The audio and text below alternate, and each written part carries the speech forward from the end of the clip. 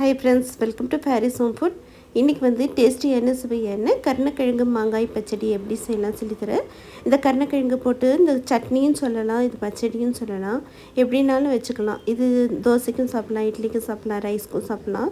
ரொம்ப சூப்பராக இருக்கும். வாங்க இந்த டேஸ்டியான கருணக்கிழங்கு சட்னி எப்படி செய்யலாம் சொல்லித்தரேன். வீடியோக்குள்ளே போய் பார்க்கலாம். வீடியோக்குள்ளே போய் பார்க்குறதுக்கு முன்னாடி நம்மளுடைய சேனல் பாரிஸ் ஹோம் ஃபுட் சேனலை சப்ஸ்கிரைப் பண்ணாதவங்க சப்ஸ்கிரைப் பண்ணிக்கோங்க. தேங்க்யூ. கருணக்கிழங்கும் மாங்காவும் எடுத்து வச்சுக்கோங்க. இப்போ இந்த கருணக்கிழங்கு மாங்காய் வச்சு தான் நம்ம இந்த சட்னி பச்சடி பண்ண போகிறோம். இப்போ இதில் பாதி மாங்காய் தான் நம்ம எடுத்துக்க போகிறோம். இப்போ பாருங்கள், பாதி மாங்காய் கட் பண்ணி எடுத்தாச்சு. உங்களுக்கு புளிப்பு நிறைய வேணும்னா நிறைய மாங்காய் போட்டுக்கோங்க. கருணக்கிழங்கும் பாருங்கள், இந்த அளவுக்கு கருணக்கிழங்கு எடுத்துருக்கேன். நல்லா தோல் சீவிடுங்க கருணக்கிழங்கும் மாங்காவும்.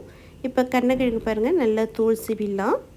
கையில் அரிப்பு எடுக்கிற மாதிரி இருந்ததுன்னா கொஞ்சம் எண்ணெய் தேய்ச்சிட்டு தோலெல்லாம் எடுத்துருங்க. இப்போ மாங்காவோட தோலையும் நல்லா சீவி எடுத்துருங்க. அவ்வளோதான். நல்லா வாஷ் பண்ணிவிட்டு வந்துட்டு நல்லா பீஸாக கட் பண்ணி ஒரு பிளேட்டில் எடுத்து வச்சுக்கோங்க. நல்லா வாஷ் பண்ணிவிடுங்க. பாருங்கள், இப்போ இந்த கருணக்கிழங்கு நல்லா வாஷ் பண்ணிவிட்டு பீஸாக கட் பண்ணி எடுத்தாச்சு. அதே மாதிரி மாங்காவையும் நல்லா தோல் எடுத்துகிட்டு இந்த மாதிரி பீஸாக கட் பண்ணி எடுத்தாச்சு. இப்போ இது ஒரு பக்கம் இருக்கட்டும். இப்போது பேன் வச்சுக்கோங்க, எண்ணெய் ஊற்றிக்கோங்க. 1 டீஸ்பூன் அளவுக்கு உளுத்தம்பருப்பு, 1 டீஸ்பூன் அளவுக்கு கடலைப்பருப்பு போட்டுக்கலாம். 1/4 டீஸ்பூன் ஜீரகம் போட்டுக்கோங்க. உளுத்தம்பருப்பு கடலைப்பருப்பெல்லாம் நல்லா பொரியட்டும். இப்போ 10லேருந்து 12 காஞ்ச மிளகாய் போட்டுக்கோங்க. உங்களுக்கு காரம் எந்த அளவுக்கு வேணுமோ அந்த அளவுக்கு நீங்கள் காஞ்ச மிளகாய் காரம் போட்டுக்கலாம். பாருங்கள், இந்த அளவுக்கு நல்லா வறுப்பட்டதும் நல்லா மிக்ஸி ஜாரில் ஆற வச்சுட்டு நல்லா நைஸாக அரைச்சிட்டு வந்துடுங்க. இப்போ பேன் வச்சுக்கோங்க. ஒரு 2 டீஸ்பூன் அளவுக்கு எண்ணெய் ஊற்றிக்கோங்க. இப்போ நறுக்கி வச்சுருக்கிற கருணக்கிழங்கை போட்டுக்கலாம். கருணக்கிழங்கு போட்டுட்டு நல்லா வதக்கி விட்டுட்டு மூடி போட்டு விட்டுருங்க. மூடி போட்டு விட்டுட்டு அப்படியே ஒரு 15 மினிட்ஸ் வந்து விட்டுருங்க.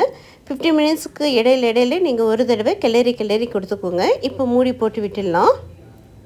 நான் பாருங்கள், இப்போ ஓப்பன் பண்ணி இடையில கிளறி கொடுத்துக்கிறேன். நீங்களும் இடையில கிளறி கொடுத்துக்கோங்க. இப்போ 15 மினிட்ஸ் ஆயிடுச்சு. ஓப்பன் பண்ணி பார்க்கலாம். பாருங்கள், சூப்பராக கருணக்கிழங்கு வந்து நல்லா வெந்திருக்கு. இப்போது எள்ளு போட்டுக்கலாம். பாருங்கள், எள்ளு எடுத்து வச்சுருக்கிறேன். 1 டீஸ்பூன் அளவுக்கு எள்ளு போட்டுக்கோங்க.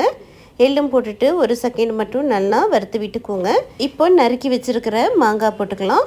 மாங்காய் போட்டுட்டு ரொம்ப நேரம் ஸ்டவ்வில் வைக்க வேண்டாம். ஒரே ஒரு நிமிஷம் மட்டும் அப்படியே மூடி போட்டு விட்டுருங்க. மூடி போட்டு விட்டுட்டு அப்படியே ஒரு நிமிஷத்துக்கு அப்புறம் நம்ம பார்க்கலாம்.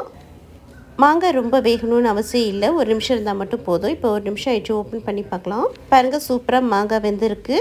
இப்போ 1/4 டீஸ்பூன் மஞ்சள் தூள், கொஞ்சமாக 1/2 டீஸ்பூன் உப்பு போட்டுக்கலாம். ஒரு சின்ன துண்டு வெல்லம் போட்டுக்கோங்க. நல்லா புளிப்பு காரம் இனிப்புக்கு ரொம்ப நல்லா சூப்பராக இருக்கும்.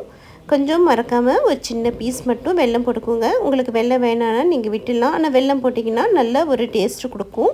அவ்வளோதான். இப்போ நல்லா ஆற வச்சுட்டு மறுபடியும் இதையே நம்ம அரைச்சி வச்சுருக்கிற காஞ்ச மிளகாய் விழுதில் போட்டு அரைச்சிக்கலாம். வதக்கி வச்சுருக்கிற கருணக்கிழங்கு மாங்காவை இந்த காஞ்ச மிளகாய் இதில் போட்டுக்கலாம். போட்டுட்டு நல்லா மறுபடியும் வந்து கொஞ்சம் குறைண்டு நல்லா அரைச்சிக்கோங்க. பாருங்கள், இந்த அளவுக்கு நல்லா அரைச்சிட்டு வந்ததும் இப்போ வாங்க இதுக்கு ஒரு தாளிப்பு தாளிச்சிக்கலாம். பேன் வச்சுக்கோங்க. நல்லெண்ணெய் ஊற்றிக்கோங்க. உங்கள் விருப்பம் தான், வேணும்னா ஊற்றிக்கோங்க, இல்லைனாலும் வேண்டாம். 1/4 டீஸ்பூன் உளுத்தம்பருப்பு, கொஞ்சமாக கடுகு போட்டுக்கோங்க. கருவேப்பிலை போட்டுக்கலாம். 2 காஞ்ச மிளகாவை கிள்ளி போட்டுக்கோங்க. எல்ஜி பெருங்காயத்தூள் கொஞ்சமாக போட்டுக்கோங்க. அவ்வளோதான். கடுகு உளுத்தம்பருப்பு நல்லா பொரிஞ்சதும் இப்போ நம்ம அரைச்சி வச்சுருக்கிற கருணக்கிழங்கு மாங்காய் விழுதை போட்டுக்கலாம். போட்டுட்டு ஒரு நிமிஷம் மட்டும் நல்லா கிளறி கொடுத்துக்கோங்க. அவ்வளோதான். கிளறி கொடுத்துட்டு கடைசியாக கொஞ்சமாக கொத்தமல்லி இலையும் போட்டுட்டு ஸ்டவ் வந்து ஆஃப் பண்ணிட்டீங்கன்னா சூப்பரான கருணக்கிழங்கு சட்னி ரெடி ஆகிடுச்சிங்க. ரொம்ப நல்ல டேஸ்ட்டாக இருக்குங்க இந்த கருணக்கிழங்கு மசாலா. வாங்க இப்போ இதை ஒரு பவுலுக்கு மாற்றிக்கலாம். பாருங்கள், நல்லா சூப்பராக கமகமெண்ட்டு கருணக்கிழங்கு மசியல் ரெடி ஆகிடுச்சிங்க. இதுக்கு பேர் எனக்கு என்ன சொல்லணும்னு தெரியல. மசியல் சொல்லலாம், சட்னி சொல்லலாம், எப்படினாலும் சொல்லலாம், உங்கள் விருப்பம்தான். ஆனால் இது ரொம்ப நல்ல டேஸ்ட்டாக இருக்கும். கருணக்கிழங்கு உடம்புக்கும் நல்லது. மூளை இருக்கிறவங்க இந்த மாதிரி கருணக்கிழங்கு செஞ்சு சாப்பிட்டிங்கன்னா மூலத்துக்கு வந்து நல்லா கொஞ்சம் ரிலீஃபாக இருக்கும். இதே போலேயே செஞ்சு பாருங்கள், நல்ல ஒரு டேஸ்ட்டாக இருக்கும். சாதத்துக்கும் சாப்பிட்லாம், டிஃபனுக்கும் சாப்பிட்லாம். இதே போலேயே செஞ்சு பார்த்துட்டு எப்படி இருக்குன்னு கமெண்ட் பண்ணுங்கள். இந்த வீடியோ பிடிச்சிருந்ததுன்னா லைக் பண்ணுங்கள், ஷேர் பண்ணுங்கள், சப்ஸ்கிரைப் பண்ணுங்கள். தேங்க்யூ ஃபார் வாட்சிங். பாய்.